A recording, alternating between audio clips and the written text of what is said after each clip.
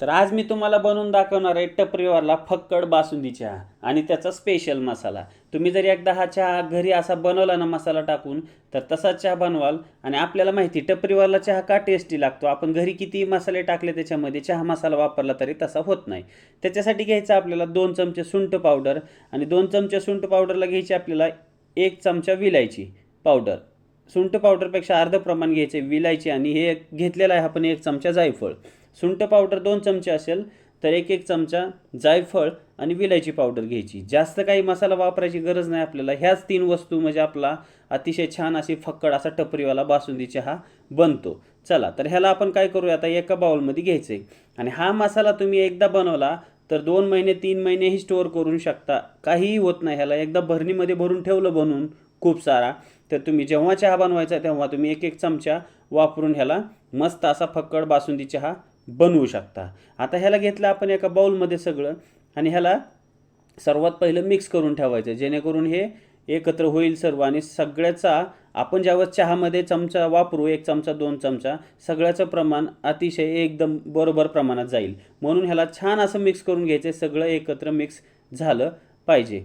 आता घ्यायचं आपल्याला चहा बनवताना सगळ्यात पहिलं पाणी. पाणी तर घेतो आपण, पण साखर कधी टाकायची, चहापत्ती कधी टाकायची, मसाला कधी टाकायचा हे खूप महत्त्वाचं आहे. आता पाणी पहिलं आपण छान असं उकळून घ्यायचं आहे ह्या चहा बनवण्यासाठी आणि त्याच्यात टाकायची. आता मी हे 2 कप चहाचं प्रमाण सांगतोय तुम्हाला. 2 चमचे चहापत्ती. चहापत्ती तुम्ही कुठलीही वापरा, काही प्रॉब्लेम नाही आहे. आता घेतली 2 चमचा चहापत्ती आणि परत एकदा सांगतो मी 2 चमचे चहापत्ती 2 कपसाठी आपण वापरलेली आहे. आता चहापत्ती छान उकळून द्यायची आपल्याला आणि त्याच्यानंतर टाकायचं आपल्याला 2 कप दूध. आता हे आटल्यानंतर पाण्याचं प्रमाण आटून जातं आणि बरोबर हा 2 कप चहा बनतो आपला. त्यामुळं आपल्याला ते पाणी जोपर्यंत आटत नाही तोपर्यंत छान असं ह्याला उकळून द्यायचं आहे. फास्ट गॅसवर 1-2 वेळा असा खालीवर होऊन द्यायचा आहे ह्याला. ह्याने काय होतं आपल्याला लवकर त्यातली वाफ निघून जाते आणि पाणी निघून जातं आणि चहा मस्त आपला घट्ट बघा मस्त असा एकदम फक्कड चहा बनतो. कसा छान कलर आलाय. पण अजून मी साखर टाकलेली नाही. साखर कधी टाकायचा, मसाला कधी टाकायचा हे खूप महत्त्वाचं आहे. आता आली आपली साखर. 2 ते 3 मिनटं दूध टाकून छान उकळून द्यायचं आहे आणि त्याच्यानंतर आपल्याला जसं स्वीट हवा आहे तसा साखर आपल्याला ह्याच्यात वापरायची.